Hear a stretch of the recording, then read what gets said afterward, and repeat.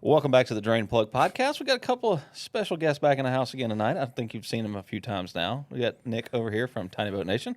We got Mike here in the middle, also from Tiny Boat Nation. And Hi, guys. We actually just recorded a bunch of podcasts in a row and never left. We've been here. We're trapped. Yeah. Chris has locked us We're in. kind of I have burnt locked out. y'all in the building. We got one more. We're tired. and forced you to speak to me. We got one more left in the chamber before our brains are fried. This is We're gonna apparently get very delirious. exhausting just sitting here and talking to each other. Well, I don't have my Gingy to talk to, so I have to talk to someone. That's all right. So we have you guys here. He asked me odd questions like what's in my heart and shit. Like, Tell us how it's- you really feel. Maybe Yeah, it's tell better us how you that really he's feel, not Mike. here. We're going to find out. So I want to cover a topic on this podcast that we don't get to talk about a whole lot, and that is the history of Tiny Boat Nation. I came into this way late in the game. Y'all were around a lot longer than I've been, and I want to hear all of your childhood So stories. we get to talk about ourselves. You Mike's get to old. talk Great. about He's been around a yourself. while. It's my favorite thing. So start I was joking when I said it's really not my favorite thing. before we jump into the inception of Tiny Boat Nation and how it came to be. I want to hear a little bit about both of y'all's histories in the fishing world and what got you into boats in the first place. Because a lot of people just see on YouTube, or Nick's answering the phone a lot of times. You've been on some videos and stuff. They don't really know you as a person. So, Mike, I want you to start and tell us how you feel about how you got into boats. Right? How I got into boats, because I didn't get into boats until I got into fishing. I got into fishing first, and I got into fishing. My dad took me out. It was real simple. My dad took me on a boat. I caught a bluegill. That was it.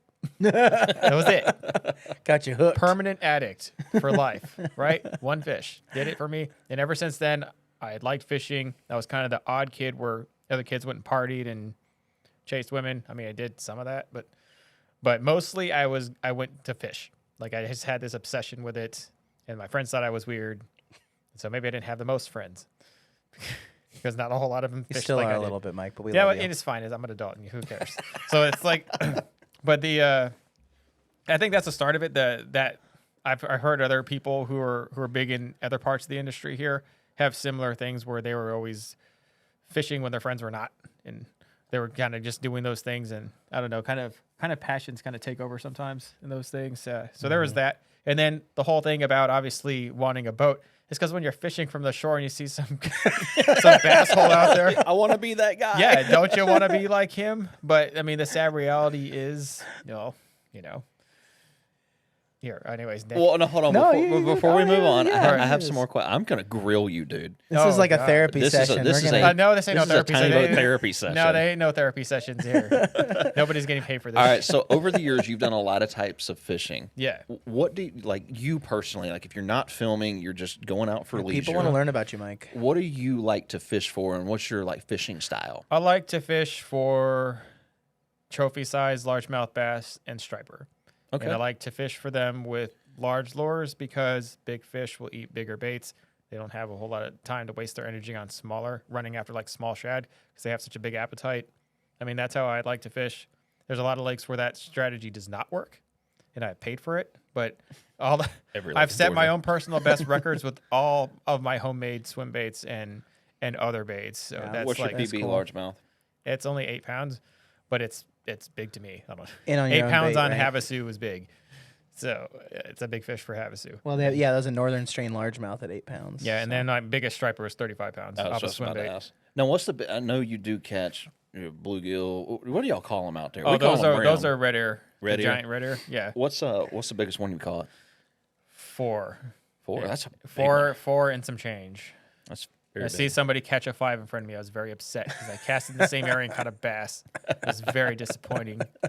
Okay. Favorite rod and reel combo and favorite lure that you use when you're fishing. I like Taipan rods. I mean, I don't know if he's even in business anymore. Those are still kind of my thing, but I mean, really, there's so many good rod companies out there. I like Dobbins. Dobbins? Probably Yeah. Okay. is like my favorite rod company that's like here. Okay. They make a very good rod. Yeah. I like Dobbins a lot. Favorite reel The Shimano Tranx 400. and favorite lure to fish with. Mine. You They're- make custom swim baits and I glide do. baits and stuff like Yes. I do. Mike's a mad scientist / artist. They're better than everybody else. They are. Until you break a fish off because you broke because it was poorly molded. No, it's never happened. prototype.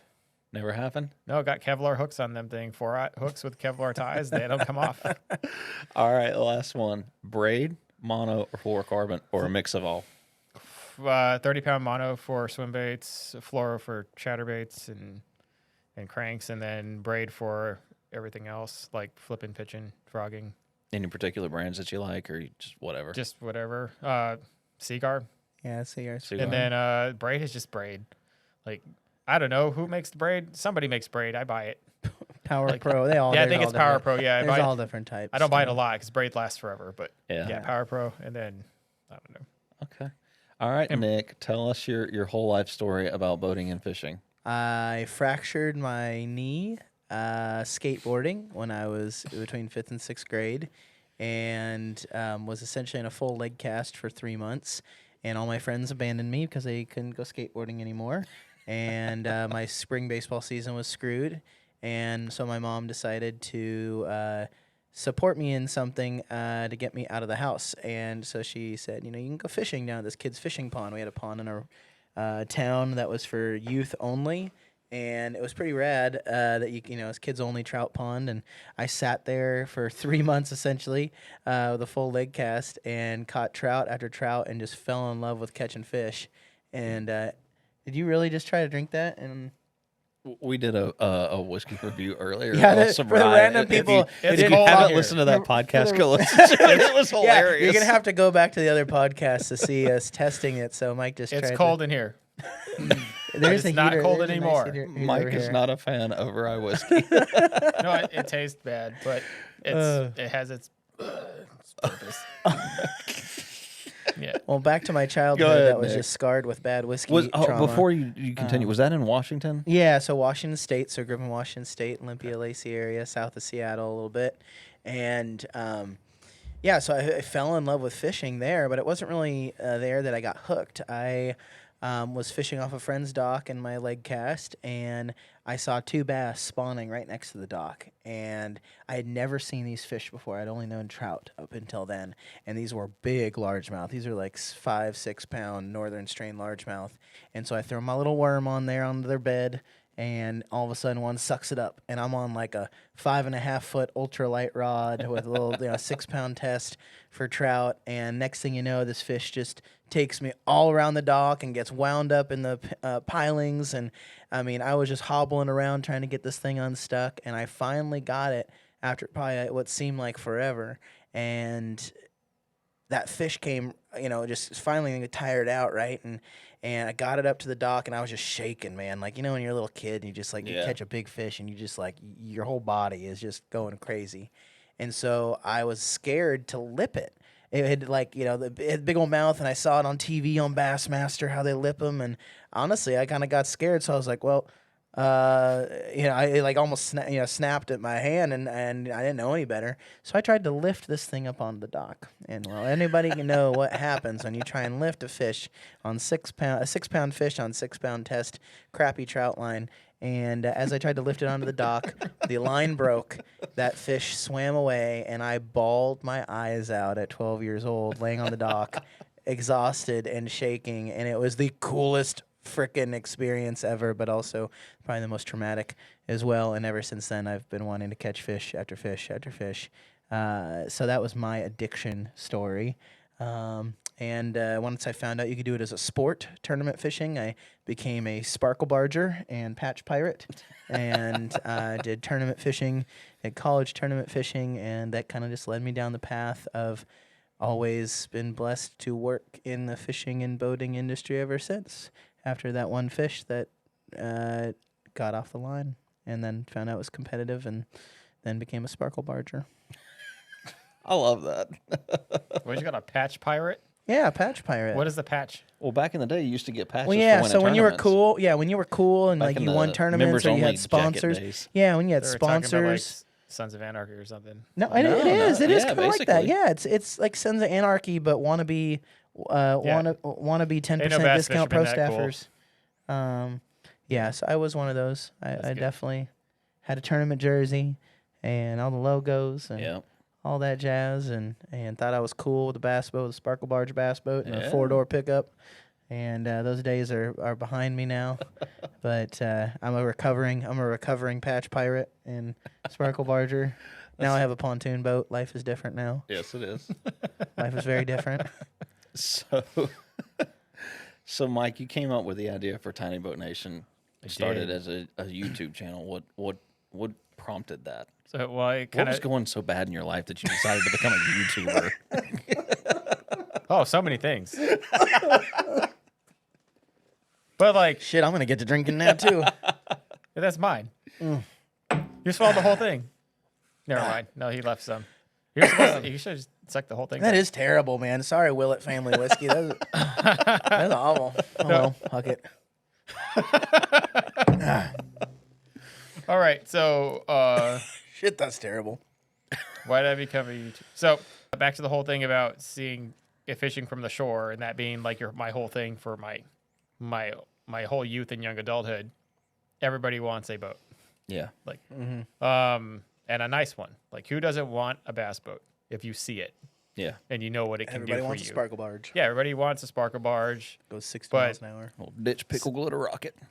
But like realistically, so many people can actually afford that thing. Totally. It's generally a giant money pit. Yes. It's generally a status symbol. It's high level degeneracy. It is.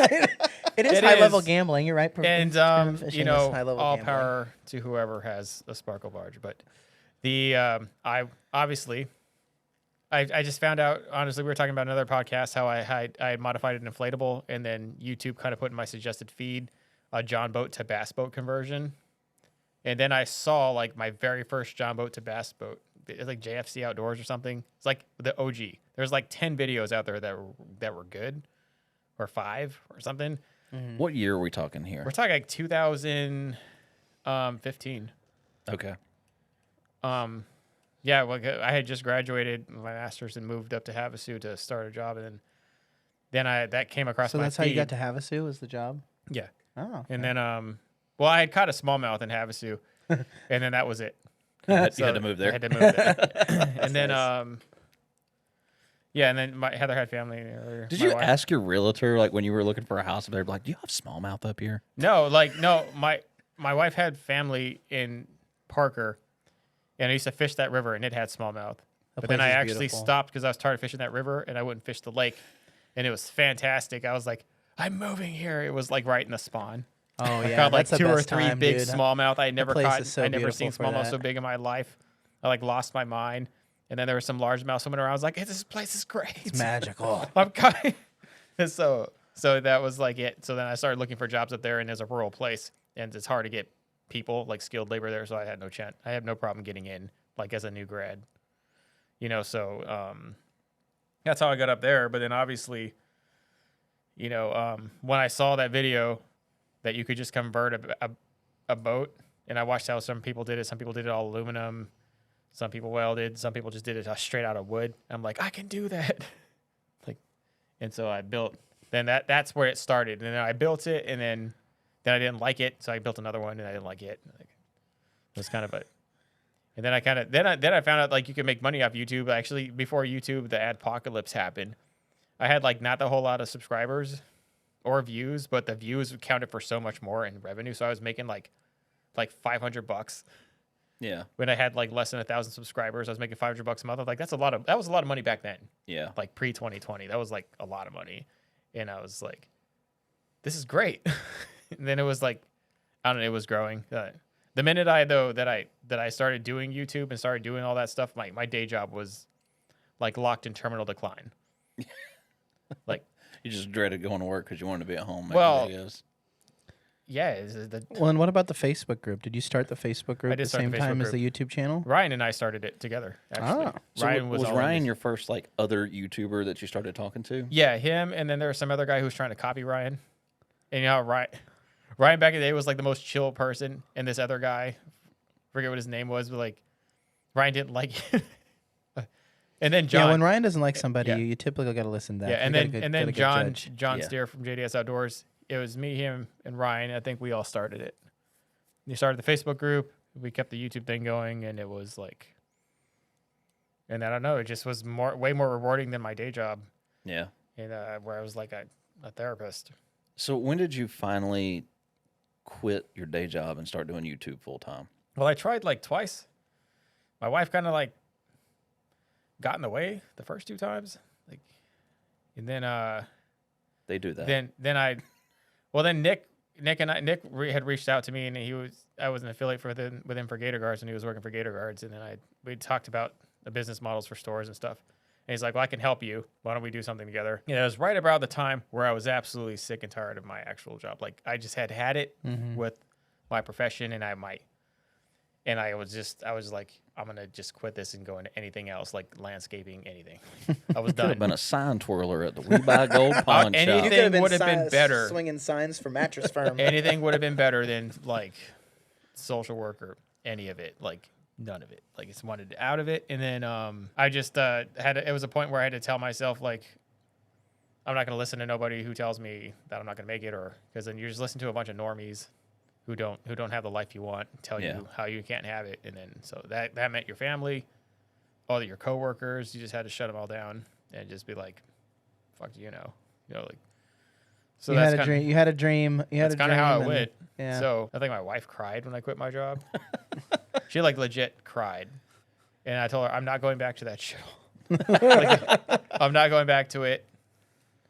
So when did you two officially decide to start the website? Because that was where y'all two kind of combined your forces together, because you had been in the molding industry. 2019, I think, right? No, so it was 2018. No, so it was 2 weeks after COVID shut the world down in 2020. Late March of 2020 was the genesis of. Is that really when it started? Yeah, It is because you quit your job a month before that. Yeah. So we were. What were you gonna say, Mike? No, it just happened to be the perfect startup time because everybody had no choice but to watch YouTube. Yeah.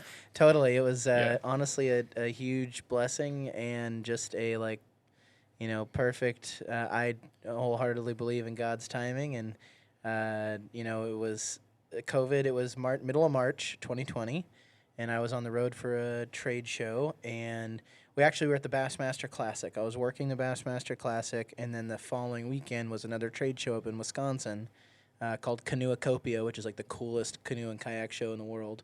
It's freaking awesome. And they actually had canceled Canoeacopia as we were getting ready to set up for the show, and I had to fly back from Madison, Wisconsin, at the beginning of COVID, and everybody in the airport was like staring at each other. Everybody was sitting like 20 yards away from each other at the airport because no one knew what was going on, and no one had masks or anything. Like, nobody knew anything of what was going on besides there was some weird China virus going around. And so it was like the most awkward plane ride and plane flight ever. And that essentially, I think maybe it was that week, Mike, that you had called me and told me that you had quit your job. No, it was it had been 2 weeks or so prior. Yeah, you called me maybe a week prior. Yeah, because that Friday was my last day, and it was the same week then. The week that everything shut down. That Friday that I had was the last day of my last day of my day job. The whole country shut down, and so did the schools, and so somebody needed to watch my kids anyways. It like timed perfectly. Yeah, Yeah, and I remember you called me, and they were just like, "Dude, what is going on? Like the whole world's crumbling down, and I just decided to quit my day job like last week, and then the whole world's crumbling." And I think that's when both it kind of spawned on us, like we could actually do something really special with Tiny Boat Nation, and make it a full-time gig. And at that point, it was just an idea to make it a full-time gig for you, right? And then I would like kind of help, and over that 2 year, the first 1 to 2 years, it was just kind of a side gig for me, and then you were leaning full time into YouTube. Yeah. And and then another genesis of that was my little boy Luke was going to be born, and I was working for Gator Guards, and they had gotten bought out by TH Marine, and I was offered a job at TH Marine.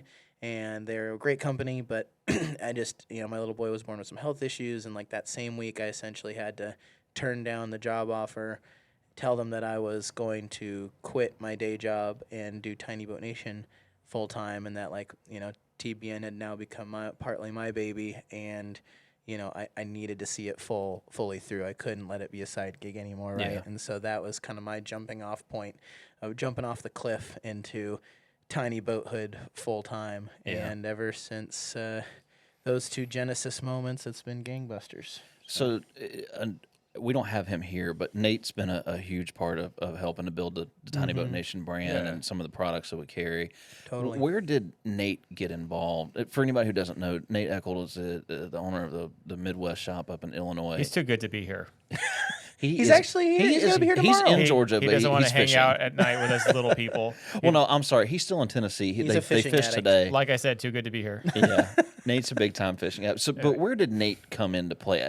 That was one part I never really understood. Oh, so Nate, actually, because I was like, when it was my Facebook group, I kind of was like there, and That's all of a usually sudden, how it goes. all of a sudden, Nate came out of nowhere. Well, in terms of like building stuff, Well, you were the everybody you were a was way kind more of, active kind of a admin at little that bit time, behind right? me in terms of like build quality or ideas. Yeah. And then all of a sudden, Nate started posting stuff and getting a huge audience, and I didn't really pay too much attention because I was, up with YouTube. Like YouTube had most of my part, and Facebook was just there. And I just remember like Jason Braun, who was doing all our merch stuff. He's like, this guy Nate Eckhold, he's been buying a lot of decals, and he's making really nice bows. He's got an audience rooting for him in there. You should check him out. And so then I looked at his stuff. His stuff was really good, like mine, but he like tried harder.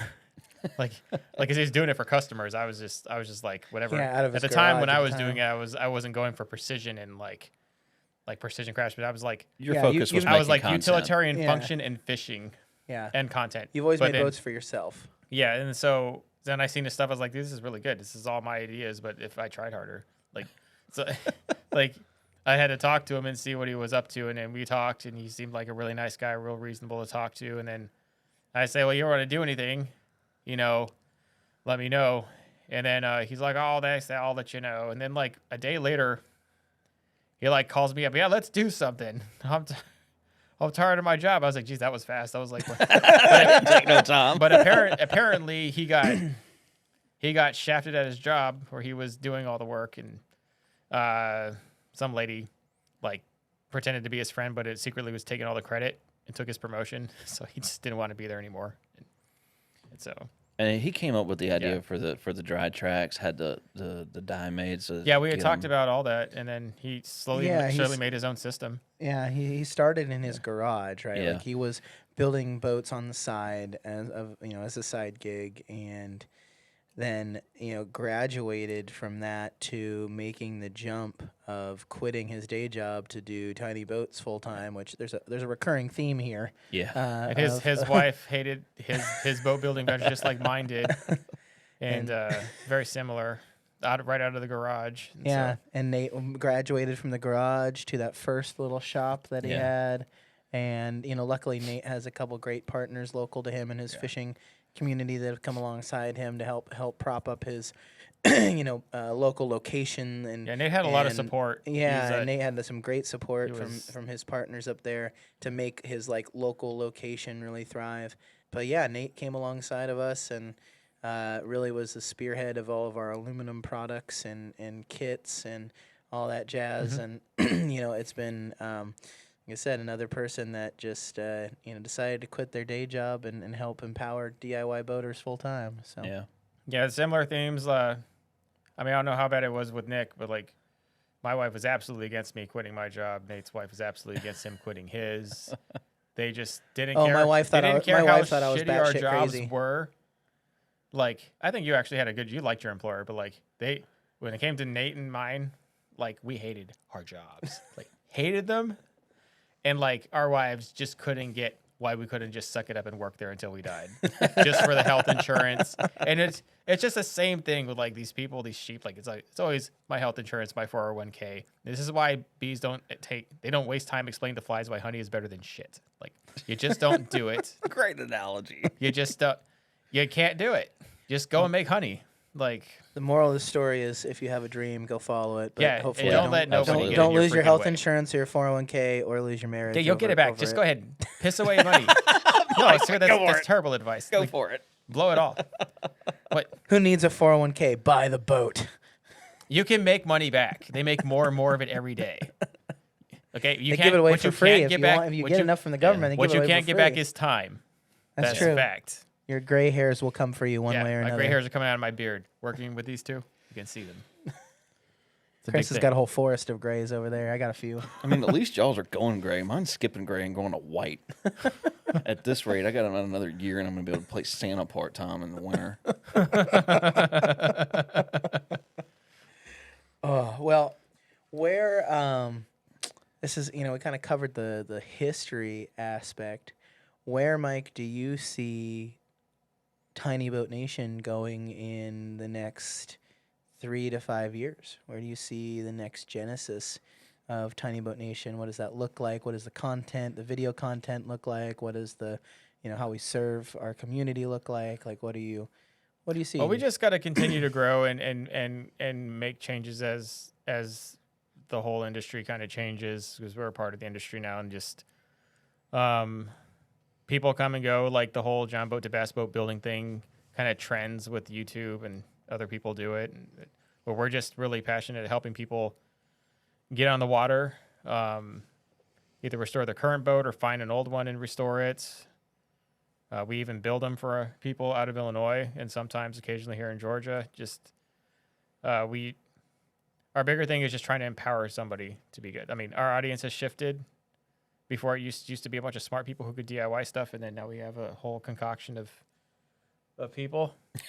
And we serve in different customer bases. We have a lot of greenhorns. We're serving a lot of different customer bases, a wider audience. So I hope for us to be less of a niche and more of a thing, like More of a staple in the industry. Yeah, well, and just I want us to be like, I don't know if we could be Bass Pro, but maybe something like something around in that ballpark where we can just really become a true outdoor company, like a big one. Yeah, well, and not just boat parts, but and we'd sharing our knowledge and skills and our Yeah. care for our customers and community with a wider base. Like, if you've ever called in to our Tiny Boat Nation tech support line, you've either talked to Chris or Mike or me or Ryan or Naeem, and like, we all truly care about you, the listener. If you're listening to this, we truly care about getting you on the water in the best possible fashion. What that means to you, right? Does that mean getting you the best options for the cheapest price? Or does that matter getting you the best performing boat exactly the way you want it and exactly customized to your dream boat? Doesn't matter what type of boat you want. Our job is to help empower you to be able to build that with your own two hands, or we can build it for you.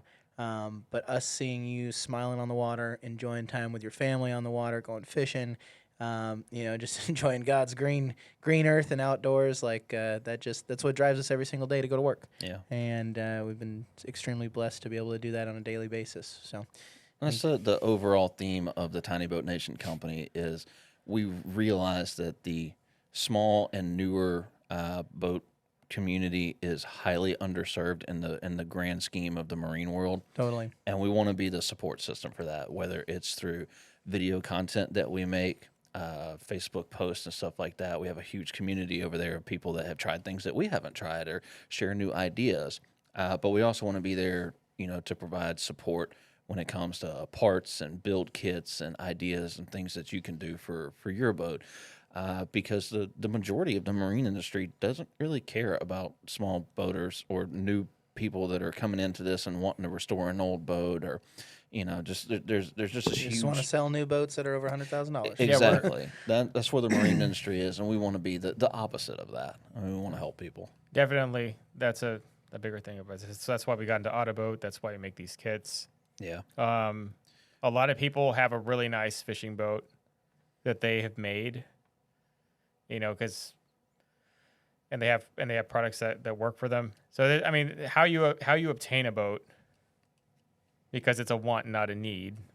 That you either have to have a lot of money, a lot of expendable capital, or a lot of time to build it from nothing, or a little bit of both. So I think I have a boat that I probably wouldn't be able to afford. No, I couldn't afford it. There's no way. But I built it, so there went that. I cut tons of cost out of it because I acquired the skill to build it.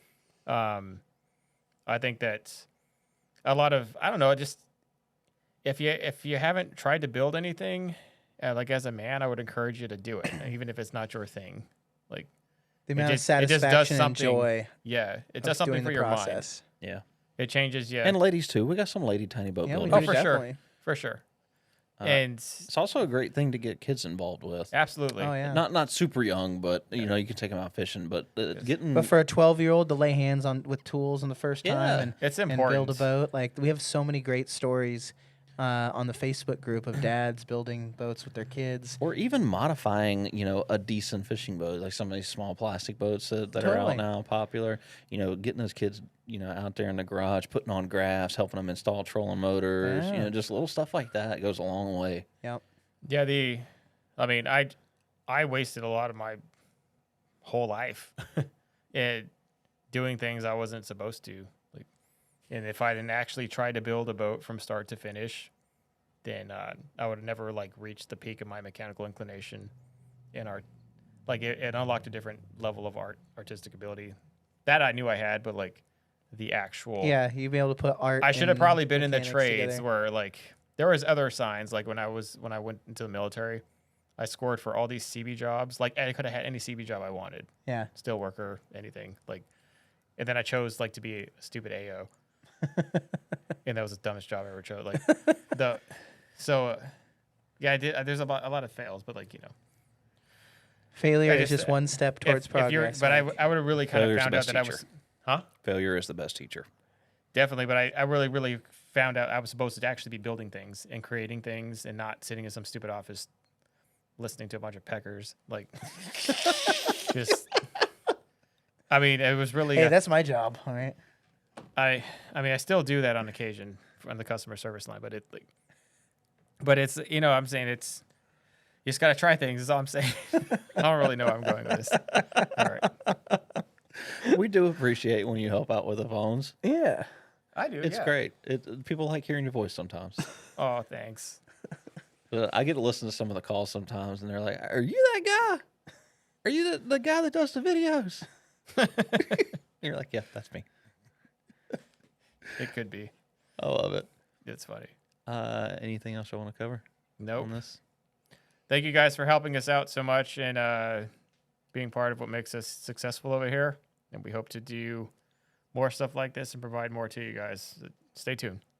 Yep. It wouldn't be Tiny Boat Nation would not be without you, the nation part. Yeah. Yeah. So Yeah, we community appreciate is the important. support. Yep. And it's just been a huge honor to serve our customers, and we get a lot of joy. Our whole team gets an immense amount of joy and satisfaction from helping you guys get on the water.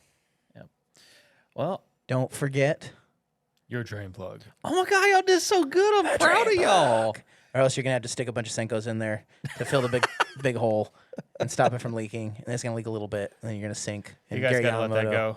Bread would work too. Ooh, Brett. Yeah, Bread smoke until on it the bread. dissolves. No, they use bread to pop out like seized bolts and stuff. Play-Doh. Yeah. Play-Doh, You can pack enough bread in there, it's just like a hydraulic force, and pop it out. You I can don't do know the if same I thing. believe any of that, but okay. I may have to try You that. stick your pecker in there, and well, mine's not That's big a enough, great but- video idea, Mike. What improvisions can you make for a drain plug on the water? I just know personally New that, video that dropping. Senko's work. You stick enough of them in a hole and they jam that hole up.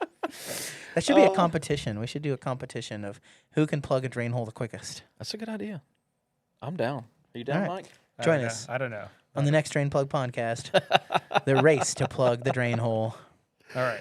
Thanks for listening, everybody. Don't forget, if you're watching this on a podcast platform, please rate it. Please rate the podcast. It does help it get out to other people and see. If you're watching this on YouTube, give us a comment if you don't mind. We'd love to hear what your thoughts are on the podcast. We've been doing this for a little while now, and we like to hear other people's opinions. If there's something specific that you have a question on that you want us to cover in a future video or a future podcast, please let us know. We would be glad to get that information from you guys. Thanks for listening. We'll catch you on the next one.